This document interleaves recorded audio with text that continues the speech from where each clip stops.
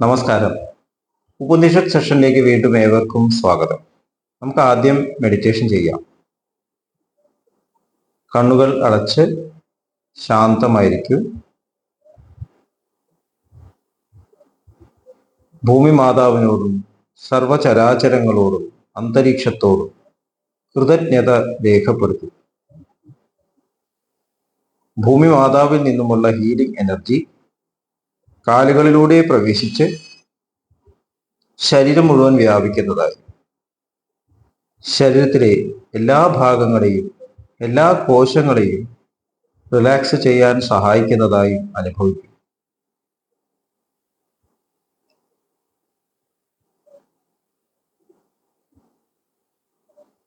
ഇപ്പോൾ ശരീരം പൂർണ്ണമായും റിലാക്സ്ഡ് ആയി. ഈ റിലാക്സേഷൻ ഹൃദയത്തിൽ അനുഭവിക്കും. ശ്വാസം ദീർഘമായി ഉള്ളിലേക്ക് എടുക്കൂ. ഹൃദയത്തിൽ സ്നേഹം നിറയുന്നതായി അനുഭവിക്കൂ. ശ്വാസം പുറത്തേക്ക് വിടുമ്പോൾ സ്നേഹം പ്രപഞ്ചം മുഴുവൻ വ്യാപിക്കുന്നതായും അനുഭവിക്കും.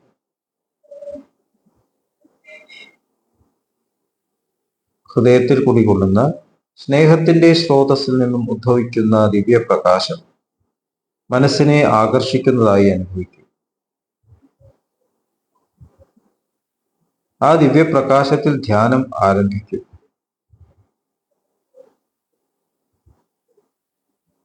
മനസ്സിൽ ചിന്തകൾ വരുന്നുണ്ടെങ്കിൽ മൃദുവായി അവയെ അവഗണിക്കുക.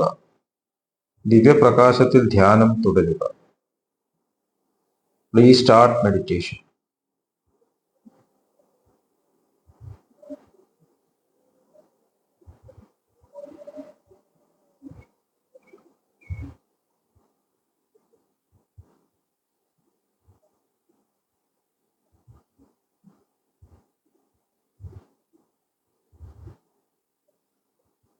ഓക്കെ, കണ്ടീഷൻ ഹൃദയത്തിൽ നിലനിർത്തി പതുക്കെ കണ്ണുകൾ തുറക്കൂ.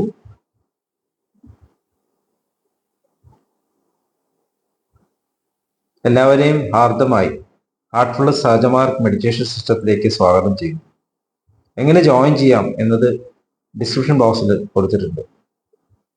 നമ്മൾ ഛാന്തോക്യ ഉപനിഷത്ത് തുടരുകയാണ്.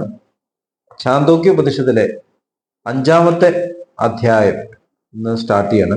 അതിലെ ആദ്യത്തെ ഖണ്ഡം ശ്വാസം, ആത്മാവ്, പ്രാപഞ്ചിക ആത്മാവിനെ കുറിച്ചും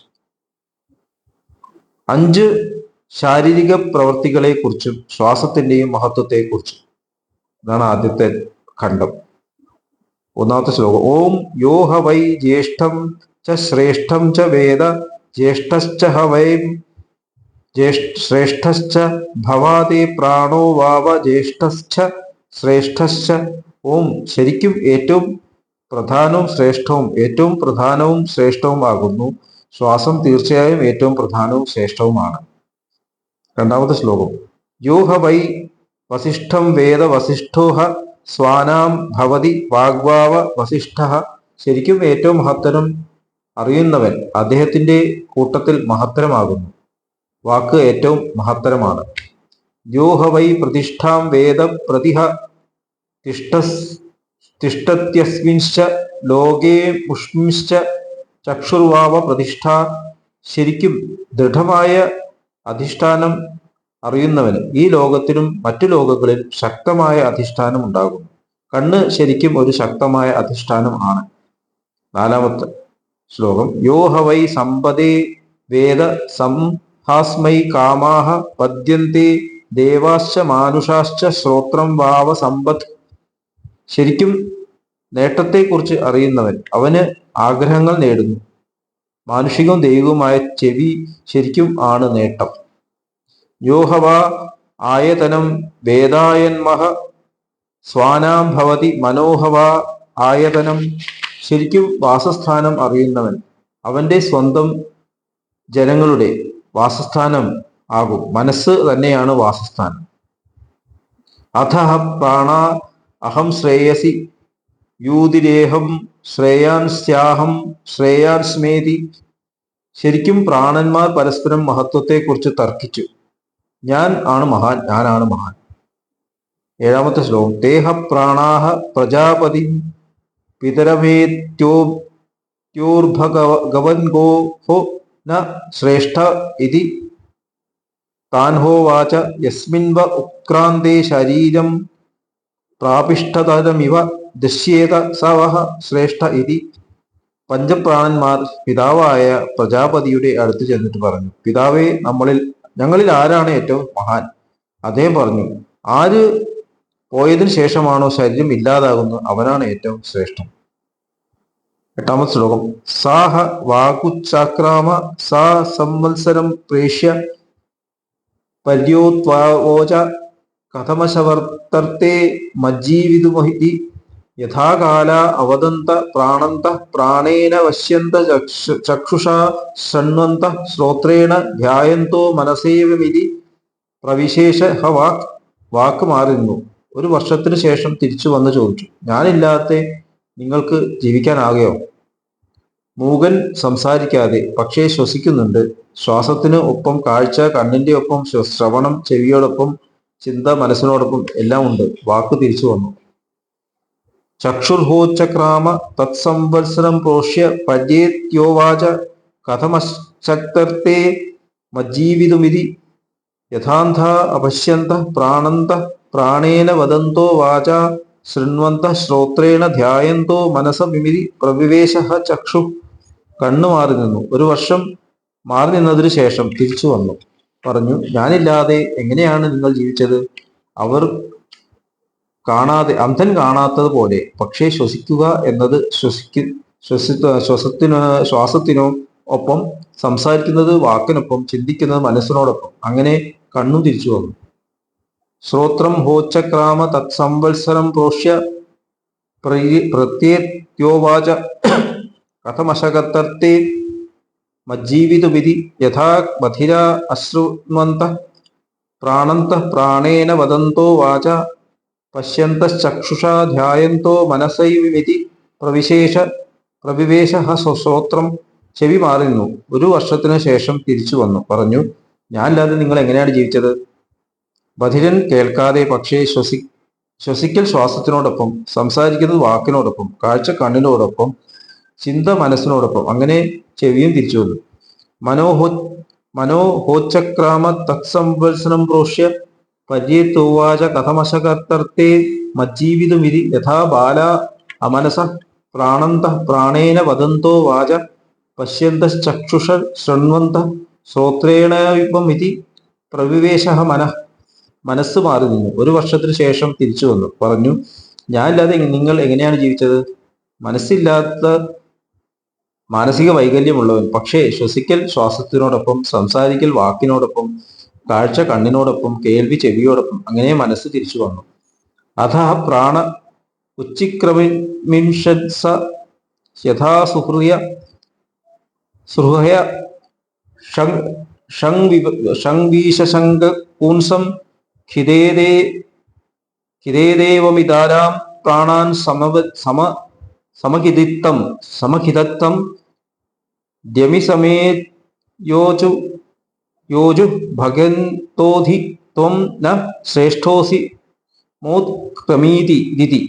ശ്വാസം പോകാൻ പുറപ്പെട്ടപ്പോൾ ഒരു കുതിര കടിഞ്ഞാണുകളെല്ലാം ഒരുമിച്ച് പൊട്ടിച്ചെറിയുന്നത് പോലെ അങ്ങനെയാണ് മറ്റുള്ള എല്ലാ പ്രാണന്മാരെ പൊട്ടിച്ചെറിയാൻ തുടങ്ങിയത്. അവരെല്ലാം ഒരുമിച്ച് വന്ന് പറഞ്ഞു, അങ്ങാണ് ഏറ്റവും മഹത്തനം, പോകരുത്. അഥഹേനം വാഗുവാച യദഹം വസിഷ്ഠോസ്മി ത്വം തദ്വിശിഷ്ടോസ്മിസീതത ഹൈനം ചക്ഷുരുവാച യദഹം പ്രതിഷ്ഠസ്മിൻ ത്വം തത് പ്രതിഷ്ഠാസീതി. അപ്പോൾ വാക്ക് പറഞ്ഞു, ഞാൻ ഏറ്റവും മഹത്തരമാണെങ്കിൽ അങ്ങും മഹത്തരമാണ്. കണ്ണു പറഞ്ഞു, ഞാൻ ദൃഢമായ അധിഷ്ഠാനമാണെങ്കിൽ അങ്ങും ദൃഢമായ അധിഷ്ഠാനമാണ്. അഥ ഹൈനം ശ്രോത്രം ഉവാച യദ് അഹം സമ്പദസ്മി ത്വം തത് സമ്പദസിത്യഥ ഹൈനമന ഉവാച യദഹമായതനസ്മി ത്വം തദായനമസോതി. ചെവി പറഞ്ഞു, ഞാൻ നേട്ടമാണെങ്കിൽ അങ്ങും ആ നേട്ടമാണ്. 15ാമത്തെ ശ്ലോകം. ന വൈ വാചോ ന ചക്ഷൂംഷി ന ശ്രോത്രാണി ന മനംസീത്യാദ ചക്ഷതേ പ്രാണ ഇത്യേവാദക്ഷതേ പ്രാണോ ഹ്യേവൈതാനി സർവാണി ഭവന്തി. ശരിക്കും അവനെ വാക്കുകൾ, കണ്ണുകൾ, ചെവികൾ, മനസ്സുകൾ എന്ന് വിളിക്കുന്നില്ല. അവരെ പ്രാണന്മാർ എന്നാണ് വിളിക്കുന്നത്. പ്രാണൻ ആണ് ഇതെല്ലാം. അപ്പോൾ നമ്മൾ കുട്ടികൾക്ക് പറഞ്ഞു കൊടുക്കേണ്ട ഒരു കഥയാണ്, ഏതാണ് ഏറ്റവും പ്രധാനം. അപ്പൊ ഇവിടെ ഒരു ഡിസ്കഷൻ പോലെയാണ് നടക്കുന്നത്. ഞാനാണ് പ്രധാനം, ഞാനാണ് പ്രധാനം എന്ന് ഓരോ ഇന്ദ്രിയങ്ങളും പറയാണ്. കണ്ണ് പറഞ്ഞു, ചെവി പറഞ്ഞു, വായ പറഞ്ഞു, എല്ലാവരും പറഞ്ഞു. അങ്ങനെ ഓരോരുത്തരും മാറി നിന്നിട്ടും ശരീരത്തിനൊരു പ്രശ്നമില്ല. അപ്പൊ മണ്ടാതെ നമുക്ക് ജീവിക്കാൻ പറ്റും, കേൾക്കാതെ ജീവിക്കാൻ പറ്റും, കാണാതെ ജീവിക്കാൻ പറ്റും, മനസ്സില്ലാതെ ജീവിക്കാൻ പറ്റും. പക്ഷേ പ്രാണനില്ലാതെ ജീവിക്കാൻ പറ്റുമോ എന്നാണ് ചോദ്യം. പ്രാണൻ എന്ന് പറഞ്ഞാൽ നമ്മുടെ സോൾ, നമ്മുടെ സോൾ ഫോഴ്സ് എന്നുള്ള അർത്ഥത്തിലാണ് മനസ്സിലാക്കുന്നത്. ഇവിടെ ശ്വാസം എന്നുള്ള അർത്ഥത്തിൽ മനസ്സിലാക്കുന്നു. അപ്പൊ നമ്മുടെ ശ്വാസം ശരിക്കും പ്രാണനുമായിട്ട് വളരെ വളരെ കണക്റ്റഡ് ആണ്. അതുകൊണ്ടാണ് പ്രാണായാമം എന്നുള്ള ആ ഒരു സ്ഥിതിയിലെത്താൻ നമ്മൾ ശ്വാസം റെഗുലേറ്റ് ചെയ്യുന്നത്. ഒരു ജീവിതത്തിൽ ഇത്ര ശ്വാസങ്ങൾ ശ്വസിക്കും എന്നുള്ളൊരു കണക്കുണ്ടത്. ശ്വാസം നിയന്ത്രിച്ച് ആയുസ് നീട്ടി വെക്കാൻ പറ്റും എന്ന യോഗ സമ്പ്രദായത്തിൽ ഒരു മെത്തേഡ് ഉണ്ട്. അതുപോലെ തന്നെ ഇൻവോളണ്ടറി മസിൽസിൽ, നമ്മുടെ ശരീരത്തിൽ വോളണ്ടറി നമുക്ക് സ്വയം കൺട്രോൾ ചെയ്യാൻ പറ്റുന്ന മസിൽ, കയ്യ്, കാല്, അതൊക്കെ കൺട്രോൾ ചെയ്യാൻ പറ്റും. ഹാർട്ട് കൺട്രോൾ ചെയ്യാൻ പറ്റില്ല, ലങ്സ് മിക്കവാറും കൺട്രോൾ ചെയ്യാൻ പറ്റില്ല, കുടല് ഡൈജഷൻ കൺട്രോൾ ചെയ്യാൻ പറ്റില്ല. പക്ഷേ ലങ്സിൽ, ശ്വസനത്തിൽ നമുക്കൊരു വോളണ്ടറി കൺട്രോൾ ഉണ്ട്. അപ്പൊ ഇൻവോളണ്ടറി മസിൽസിൽ ഒരു വോളണ്ടറി കൺട്രോൾ കൊണ്ടുവരാൻ സാധിക്കുന്ന ഒരു തലം ബ്രീതിങ് ആണ്. അപ്പൊ നമ്മുടെ ജീവിതത്തിൽ നമുക്ക് സ്ട്രെസ് വരുന്നു, ഹോർമോണൽ ഇംബാലൻസ് വരുന്നു, മനസ്സിൽ സമ്മർദ്ദം വരുന്നു, BP കൂടുന്നു, പല പ്രശ്നങ്ങളും ഉണ്ടാവും. അപ്പൊ ശ്വാസഗതി വർദ്ധിക്കുന്നതായിട്ട് കാണാം. അപ്പൊ തിരിച്ച് ശ്വാസഗതിയെ നമ്മൾ ശ്രദ്ധിച്ചിട്ട് അതിനെ നമ്മൾ പതുക്കെ പതുക്കെ കൊണ്ടുവന്നാൽ നമുക്ക് നമ്മുടെ ഉള്ളിലുള്ള മാനസികമായിട്ട് സമ്മർദ്ദങ്ങളെയും റെഗുലേറ്റ് ചെയ്യാൻ സാധിക്കും എന്ന് പണ്ടത്തെ ശാസ്ത്രജ്ഞന്മാർ, ഋഷിമാര് അവർ കണ്ടെത്തി. അങ്ങനെയാണ് ഈ പ്രാണായാമം എന്നുള്ള മെത്തേഡ് കൊണ്ടുവന്നത്. അപ്പൊ ശരിക്കും മനസ്സിനെ റെഗുലേറ്റ് ചെയ്യാൻ വേണ്ടിയിട്ടുള്ള ഒരു മെത്തേഡായിട്ടാണ് പ്രാണായാമം. പ്രാണനുമായിട്ട് വളരെ വളരെ എനർജി ഫ്ലോ ആയിട്ട് വളരെ കണക്റ്റഡ് ആണ് നമ്മുടെ ബ്രീതിങ്. ആ ബ്രീതിങ്ങും ഉള്ളിലുള്ള സർക്കുലേഷനും നമ്മുടെ നെർവസ് ഇമ്പൾസസ് എല്ലാം പ്രാണനാണ്, ഫ്ലോ ആണ്. ഇതിനെല്ലാം റെഗുലേറ്റ് ചെയ്യുന്നത് പ്രാണന്മാരെ എല്ലാം റെഗുലേറ്റ് ചെയ്ത് നമ്മുടെ ഉള്ളിലൊരു ഫ്ലോ ഉണ്ട്. അതിനാണ് നമ്മൾ സോൾ എന്ന് പറയുന്നത്. എല്ലാ ഫോഴ്സുകൾക്കും ഉള്ള ഫോഴ്സ്, ലൈഫ് ഫോഴ്സ്. ആ ലൈഫ് ഫോഴ്സ് ഇല്ലെങ്കിൽ ഒന്നും നടക്കില്ല. ഒരു കുട്ടി ജനിച്ച ഉടനെ കുട്ടി കരഞ്ഞില്ലെങ്കിൽ മറ്റുള്ളവരെല്ലാം കരയും. അപ്പൊ കുട്ടിയെ കരയിപ്പിക്കുന്നത് എന്ത്? കണ്ണുണ്ട്, ചെവിയുണ്ട്, മൂക്കുണ്ട്, വായുണ്ട്, എല്ലാം ഉണ്ട്. പക്ഷെ കരഞ്ഞത് എന്തുകൊണ്ട്? കരയാത്തത് എന്തുകൊണ്ട്? അതുപോലെ ഒരു വ്യക്തി നല്ല ആരോഗ്യവാനാണ്, എല്ലാ ട്രീറ്റ്മെന്റും കൊടുക്കുന്നുണ്ട്, ICUയിൽ ഇട്ടുണ്ട്, സകല മോഡേൺ ടെക്നോളജി ഉപയോഗിക്കുന്നുണ്ട്. പക്ഷെ സോൾ ഫോഴ്സ് വർക്ക് ചെയ്തില്ലെങ്കിൽ ഇതെല്ലാം ഫെയിൽ ചെയ്യും. അപ്പൊ മോഡേൺ മെഡിസിനും നമ്മുടെ എഡ്യൂക്കേഷൻ സിസ്റ്റത്തിനും ഈ ഒരു കാര്യം തിരിച്ചു കൊണ്ടുവരേണ്ട ആവശ്യമുണ്ട്. ഇന്നലെ ഡിസ്കസ് ചെയ്ത കാര്യമാണ്. നമ്മൾ ആ തത്വം, നമ്മുടെ ഉള്ളിൽ പ്രവർത്തിക്കുന്ന ആ സോൾ ഫോഴ്സിന്റെ ആ തത്വം നമ്മുടെ എഡ്യൂക്കേഷൻ സിസ്റ്റത്തിൽ കൊണ്ടുവരണം. എന്നാൽ മാത്രമേ നമ്മുടെ എഡ്യൂക്കേഷൻ കംപ്ലീറ്റ് ആവൂ. നമ്മുടെ ഇൻകംപ്ലീറ്റ് എഡ്യൂക്കേഷൻ ആവുന്നത് നമ്മൾ പ്രധാനപ്പെട്ട കാര്യത്തിൽ പ്രാധാന്യം കൊടുക്കുന്നില്ല എന്നുള്ളതാണ്. എല്ലാത്തിനും പ്രാധാന്യം കൊടുക്കുന്നുണ്ട്. അപ്പൊ ഇവിടെ ശാന്തോപനിഷത്ത് ഊന്നി പറയാണ്, ഏറ്റവും പ്രധാനപ്പെട്ട കാര്യം സോൾ ഫോഴ്സ് ആണ്. എന്തിനാണ് അത് ഈ ശരീരത്തിലൂടെ പ്രവർത്തിക്കുന്നത്, എന്താണ് അതിന്റെ ഉദ്ദേശം, അത് മനസ്സിലാക്കുകയാണെങ്കിൽ നമ്മുടെ ജീവിതം സഫലമായി. അതിലേക്ക് കണക്ട് ചെയ്താണ് സ്പിരിച്വാലിറ്റി. അല്ലെങ്കിൽ ബീറ്റിംഗ് അറൌണ്ട് ദ ബുഷ് എന്ന് പറയും ഇംഗ്ലീഷിൽ. നമ്മൾ പലതും ഇവിടെ കാണിക്കുന്നു, പല ചേഷ്ടകളും കാണിക്കുന്നു, പല സാമ്രാജ്യങ്ങൾ കെട്ടിപ്പടുക്കുന്നു, നമ്മൾ സ്കിൽസ് കാണിക്കുന്നു, വലിയ പാട്ടുകാരാവുന്നു, കലാകാരന്മാരാവുന്നു, ശാസ്ത്രജ്ഞന്മാരാവുന്നു. എന്തിനാണ് ഇതൊക്കെ ചെയ്തത്? ഇതെല്ലാം മണ്ണ് മറിഞ്ഞു പോകും. ഇന്ന് കണ്ടെത്തിയത് നാളെ ഇല്ലാണ്ടാവും, എല്ലാം മാറിക്കൊണ്ടിരിക്കും. ഇതെല്ലാം ചെയ്യുന്നത് എന്തിനു വേണ്ടിയിട്ട്? ഉള്ളിലുള്ള ഒരു പ്രാണൻ അതിന്റെ പൂർണ്ണത ഫുൾഫിൽ ചെയ്യാൻ വേണ്ടി പ്രവർത്തിച്ചുകൊണ്ടിരിക്കുന്നു. അത് പ്രവർത്തിക്കുന്ന ചാനൽസ് ആണ് മറ്റ് പ്രാണന്മാർ, പഞ്ചപ്രാണന്മാർ എന്നാണ് അതിനെ വിളിക്കുന്നത്. നമ്മുടെ കണ്ണുകളിലൂടെയും ചെവികളിലൂടെയും, അത് ഇന്ദ്രിയങ്ങളിലൂടെ പ്രവർത്തിക്കുന്നത് ആ പ്രാണൻ തന്നെയാണ്. എങ്ങനെയാണോ ഇലക്ട്രിസിറ്റി എല്ലാ വീടുകളിലും എല്ലാ ഇൻഡസ്ട്രിയിലും എല്ലാം ലൈറ്റും ഇൻസ്ട്രുമെന്റ്സ് വർക്ക് ചെയ്യാനുള്ള എല്ലാ പവറും നൽകുന്നത്, അതുപോലെ പ്രാണൻ നമ്മുടെ ശരീരത്തിൽ പ്രവർത്തിക്കാനുള്ള കഴിവ് നൽകുന്നു. അപ്പൊ എന്തിനാണ് നൽകുന്നത്? കാരണം അതിനൊരു പർപ്പസ് ഉണ്ട്, അത് ഫുൾഫിൽ ചെയ്യാൻ വേണ്ടിയിട്ടാണ്. ആ ബോഡിയിലൂടെ അതിന്റെ പൂർണ്ണത ഫുൾഫിൽ ചെയ്യാൻ. അപ്പൊ കണ്ണ് നഷ്ടപ്പെട്ടു പോയി കഴിഞ്ഞാൽ ഞാൻ പോയി, ഇനി ഞാൻ എന്താ ജീവിക്കുന്നത് ചോദിക്കുന്ന പേഷ്യൻസ് ഉണ്ട്. അപ്പൊ ഞങ്ങളുടെ പരിചയമുള്ള ഒരാളുണ്ട്, ഇനി എന്ത് ചെയ്യണം? കണ്ണ് കാണലാണോ ഈ ജീവിതത്തിന്റെ ലക്ഷ്യം? ചെവി കേൾക്കലാണോ ഈ ജീവിതത്തിന്റെ ലക്ഷ്യം? അതൊന്നുമല്ല എന്ന് ചാന്തോക്യ ഉപനിഷത്ത് പറഞ്ഞു. അതെല്ലാം പോയാലും അതിന്റെ പർപ്പസ് ഫുൾഫിൽ ചെയ്യാൻ പ്രാണൻ അവിടെ ബാക്കിയുണ്ടെങ്കിലും അതിന് നമ്മൾ തീർച്ചയായിട്ടും റെസ്പെക്ട് ചെയ്യണം. അതുകൊണ്ടാണ് നമ്മൾ ഒരാൾ മരിക്കുമ്പോൾ അതിന് മരണം സ്വാഭാവികമായി സംഭവിക്കാൻ അനുവദിക്കണം എന്ന് പറയുന്നത്. നമ്മൾ പറയും മരിച്ചു കിട്ടിയാൽ മതി, പാവം, ഇങ്ങനെ ദുരിതം അനുഭവിക്കേണ്ട ആവശ്യമുണ്ടോ എന്ന് പലരും പറയും. നമ്മൾ പ്രാർത്ഥിക്കും മരിച്ചാൽ മതി, പക്ഷെ അങ്ങനെ പറയാൻ പാടില്ല. അതിന്റെ പ്രോഗ്രാം ഫുൾഫിൽ ചെയ്യാണ്ട് ചിലപ്പോൾ 2 മാസം 3 മാസമൊക്കെ വയ്യാതെ കിടക്കുന്ന ഒരാൾക്ക് ഒരു പ്രോഗ്രാം ഫുൾഫിൽ ചെയ്യാണ്ട്. എന്താണ് പ്രോഗ്രാം? എല്ലാവരുടെയും സ്നേഹം സ്വീകരിക്കാനുള്ള പ്രോഗ്രാം. നമ്മളെല്ലാവരും സ്നേഹിക്കുന്നു, പക്ഷെ നമ്മളെ സ്നേഹിക്കാൻ ഒരു അവസരം എല്ലാവർക്കും നൽകണം. നമ്മളെ പരിചരിക്കാൻ എല്ലാവർക്കും ഒരു അവസരം നൽകണം. അതിന് വേണ്ടിയിട്ടാണ് കിടക്കുന്നത്. അപ്പൊ അത് മനസ്സിലാക്കിയിട്ട് എല്ലാവരും അത് മാക്സിമം യൂട്ടിലൈസ് ചെയ്യുകയാണെങ്കിൽ അവർക്കും നല്ലതാണ്, ആ സോളിനും നല്ലതാണ്. ഇതും കൂടി നമ്മൾ മനസ്സിലാക്കണം. എന്തിനാണ് നമ്മൾ പരിചരിക്കുന്നത്? നമ്മൾ വയ്യാണ്ട് കിടക്കുന്ന ഒരാളെ, ബോധമില്ലാതെ കിടക്കുന്ന ഒരാളെ എന്തിന് പരിചരിക്കണം? കാരണം പ്രാണനുണ്ട്, അതിന്റെ പ്രോഗ്രാം ഫുൾഫിൽ ചെയ്യാണ്ട്. അത് മനസ്സിലാക്കിയിട്ട് നമ്മൾ അതിനെ റെസ്പെക്ട് ചെയ്യണം, ജീവശക്തിയെ റെസ്പെക്ട് ചെയ്യണം. ഇത് നമ്മുടെ എഡ്യൂക്കേഷന്റെ ഭാഗമാക്കണം. ഇല്ലെങ്കിൽ അത് അപൂർണമാണ് എന്നുള്ളത് കൂടി നമ്മൾ ഈ സമയത്ത് ഓർക്കേണ്ടതാണ്. ഇത്രയും പറഞ്ഞുകൊണ്ട് ഇന്നത്തെ ഡിസ്കഷൻ ഇവിടെ അവസാനിപ്പിക്കാം. അടുത്ത സെഷൻ വരെ വിട വാങ്ങുന്നു. നന്ദി, നമസ്കാരം.